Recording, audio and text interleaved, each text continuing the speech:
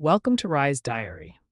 In today's video, we're diving deep into a conversation that most people avoid: failure, pain, isolation, and transformation. This is not some sugar coated version of personal growth. This is about what it truly takes to become something real in a world obsessed with illusions. I want you to picture this: you're failing. Not once, not twice, but over and over again. The kind of failure that sinks into your bones, that wraps around your self worth like a vice and squeezes until you can barely breathe. That's where I started, and I stayed there long enough to understand something most people never do. You don't just learn how to win, you learn how to fail. What does that mean? It means failure can't own you. It might visit you, slap you in the face, knock you flat, but it cannot be allowed to live in you. You've got to get up quickly. Not in a week, not tomorrow, today. You fail on Monday, you better be up on your feet ready for war by Tuesday. You don't have time to throw a pity party for your pride. I didn't. I couldn't. My goal was to become a Navy SEAL. There was no cushion, no safety net, no option to say, let me take a break. If I stayed in that dark place, wallowing in self-doubt, I'd lose time. And in pursuits like this, lost time equals lost dreams. You have to move. Swiftly. Brutally. Relentlessly. So let me tell you something that separates those who do from those who talk about doing: the speed of recovery. It's not that high achievers don't fall, they fall harder. But they bounce back so quickly it looks like they never fell. That's the art. That's the discipline. That's the warrior's mindset. If you have dreams, big dreams, I'm talking about dreams that keep you up at night and make your stomach churn with hunger, you will fail. It's inevitable. It's not a sign to stop. It's a test to see if you're worthy. And here's the truth most motivational quotes won't tell you. You need a deep, unapologetic well of "screw this, I'm not quitting" inside of you. You need that unbreakable, "I will not die here" energy. That fire might come from pain. It might come from anger. It might come from humiliation. Mine did. There was no love, no inspiration, just fire. A refusal to be nothing, a determination to become someone. Every single day, I had to be my own motivator. No cheering section, no external validation, just me and my goal. You have to be your own coach, your own trainer, your own therapist, your own drill sergeant. Nobody's coming. And if you're waiting for someone to pull you out of the mud, you're already sinking. You might have failed miserably yesterday. You might have lost everything. But when you wake up today, you've got two choices: stay broken or show up like nothing ever happened, because that's what it takes. That's the price. That's the cost of greatness. People used to ask me, how are you still going after what just happened to you? They couldn't understand how I was so damn motivated even after being crushed. And my answer was always the same: because this is what it takes. Sometimes the motivation isn't real. Sometimes it's made up. Sometimes you have to lie to yourself, build a false reality just to survive. Call it delusion. I call it fuel. Whatever it is, it needs to be right there, sitting on the edge of your mind, ready to be pulled at any moment. In your darkest hours, when you're alone, broken, bleeding, and questioning why you started, you need that flicker. That voice that says, get up. We're not done. That voice has saved my life more times than I can count. Every single day, I became an artist. Not the kind you think of, painting with brushes or colors. No, I painted with pain, with sweat, with suffering. My canvas was myself.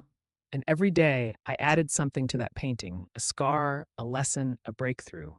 The masterpiece was me. But listen carefully, you can't create art in chaos. You can't become who you're meant to be if your life is filled with noise and distraction. If you're constantly around people who pull you away from your inner self, how will you ever hear the voice telling you where to go next? You ever talk to a real artist? Ask them about their next idea. They need space, solitude, stillness. If they're surrounded by noise, by chatter, by superficial nonsense, they can't hear their own thoughts. And that's what most of us do. We surround ourselves with people, with media, with opinions, with cheap entertainment, all to avoid sitting in silence with the one person we should know best: ourselves. You want passion? You want drive? You want direction? Start by spending time alone. Real time. No distractions. Just you and your thoughts. Your mind knows what you need to do. but it can't get a word in over the noise you've allowed into your life. The truth is, we're all born unique, but we die copies. Most people live in a pack mentality. We follow trends, we mimic behaviors, we adopt beliefs without question, we blend in, and then we wonder why we feel lost. Because you never learned how to be you. I remember a race I ran, one of the worst, most painful experiences of my life. I had 30 miles left and every part of my body was screaming.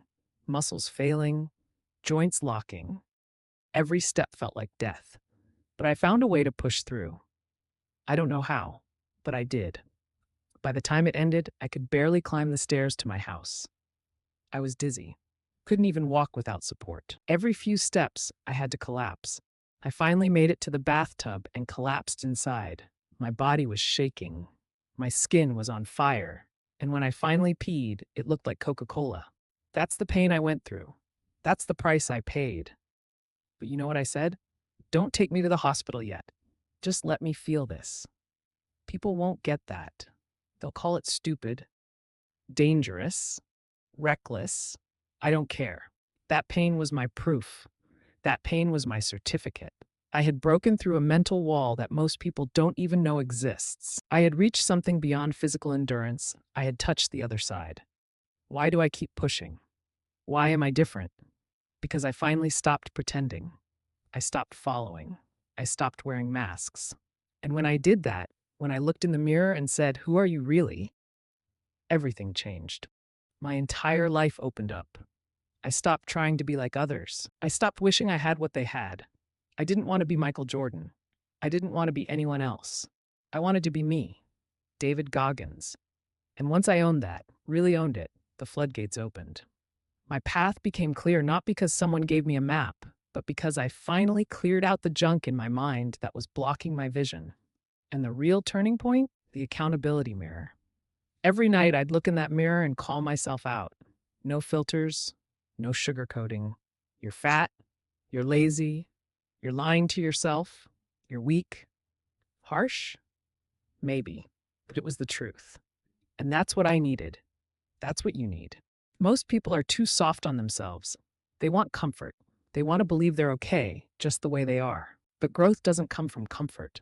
It comes from confrontation. From looking yourself in the eye and saying, "You're not enough yet, but you will be. Now get to work." That mirror became my therapist, my coach, my battleground. Every day I had to answer, what did I do today to change what I see in this reflection? At school, I stopped trying to fit in. I tucked in my shirt, sat away from the cool kids. I didn't care what they thought. I was building something they couldn't see. They were chasing popularity. I was chasing purpose. And yeah, I fell back sometimes, gained weight, got soft, but I called it out. I didn't pretend. I said it, I'm fat, I'm off track, I'm slipping, and then I fought back. Because if you can't be real with yourself, nothing will change. Too many people live like ghosts, shadows of who they could be. They nod along, agree with everyone, parrot ideas, never form their own. That's not living. Once you figure out who you really are, what you believe, what you want, what makes your soul burn, then you stop needing approval. Then you become dangerous. Then the world opens up. Every night, I go back to that painting, that masterpiece, and I add one more brushstroke, one more lesson, one more breakthrough. The painting may look the same to outsiders, but I know the details. I know what went into it, and that's what matters. People ask how I've done more in 49 years than most do in a lifetime.